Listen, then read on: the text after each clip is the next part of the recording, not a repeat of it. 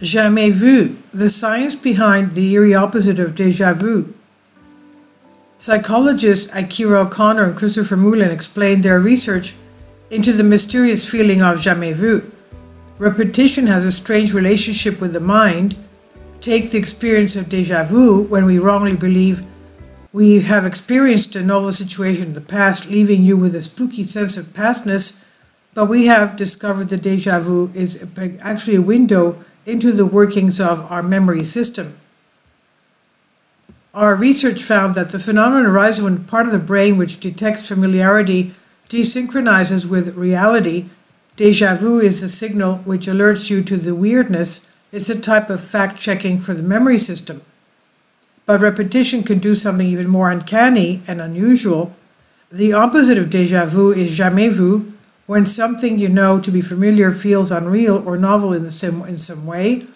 In our recent research, which has just won an Ig Nobel Award for literature, we investigated the mechanisms behind the phenomenon.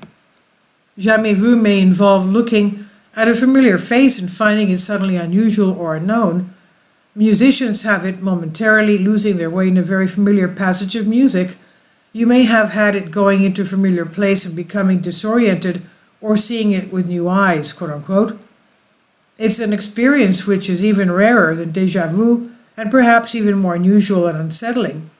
When you ask people to describe it in questionnaires about experiences in daily life, they give accounts like, while writing in my exams, I write a word correctly like appetite, but I keep looking at the word over and over again because I have second thoughts that it might be wrong. In daily life, it can be provoked by repetition or staring, but it needn't be. One of us, Akira, has had it driving on a motorway, necessitating that he pull over into the hard shoulder to allow his unfamiliarity with the pedals and the steering wheel to reset. Thankfully, in the wild, it's rare. Simple setup? We don't know much about jamais vu, but we guessed it would be pretty easy to induce in the laboratory. If you just ask someone to repeat something over and over, they often find it becoming meaningless and confusing. This was the basic design of our experiments on jamais vu. In the first experiment, 94 undergraduates spent their time repeatedly writing the same word. They did it with 12 different words, which ranged from commonplace such as door to less commonplace such as sword. And we asked participants to copy out the word as quickly as possible, but told them that they were allowed to stop and gave them a few reasons why they might stop, including feeling peculiar, being bored, or their hand hurting. Stopping because things began to feel strange was the most common option chosen, with about 70% stopping at least once for feeling something we defined as jamais vu. This occasionally occurred after about 1 minute, 33 repetitions, and typically for familiar words. In a second experiment, we used only the word the, figuring that it was the most common. This time, 55% of the people stopped writing for reasons consistent with our definition of jamais vu, but only after 27 repetitions. People described their experiences as ranging from they lost their meaning the more you look at them, or they to seem to lose control of hand. And a favorite was, it doesn't seem right, it looks as if it's not really a word, but something tricked me into thinking it is. It took us around 15 years to write up and publish this scientific work.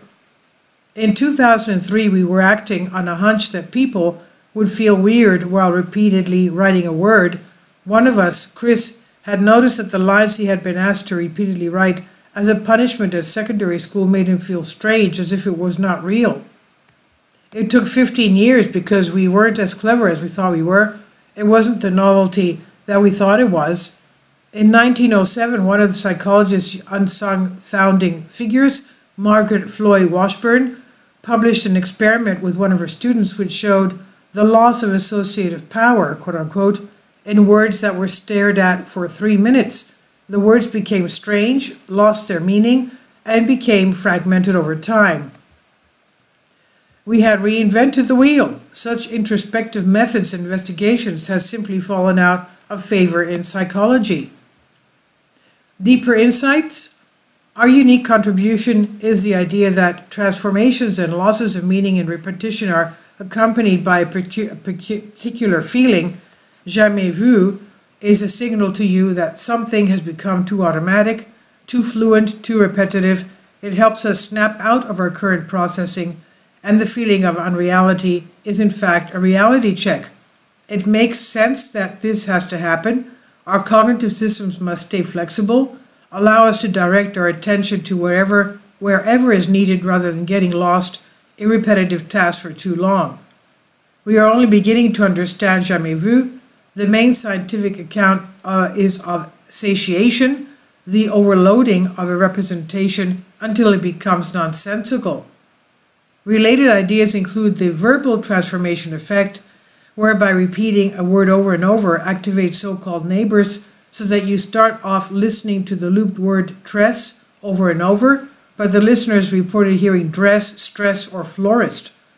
It also seems related to research into obsessive compulsive disorder, OCD, which looked at the effect of compulsively staring at objects such as lit gas rings.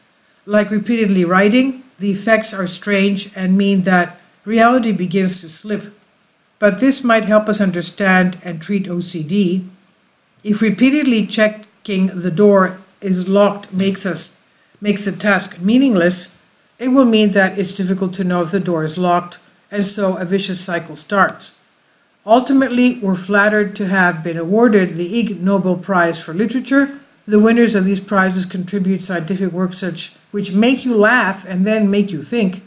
Hopefully, our work on Jamais vu will inspire more research and even greater insights in the near future. This is by Akira O'Connor, Senior Lecturer in Psychology, University of St. Andrews, and Christopher Moulin, Professor of Cognitive Neuropsychology, University Grenoble-Alpes, UGA, and the article is republished from the conversation here under Creative Commons on Unexplained Mysteries. Please leave your comments, and thank you for your support.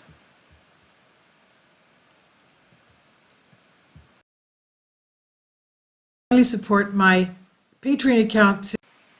The daily posts are 5 videos daily, and they are totally different from what I have on my YouTube channel. Thank you so much for your support and that you find all my content so interesting. You'll find the Patreon account details in the description box below.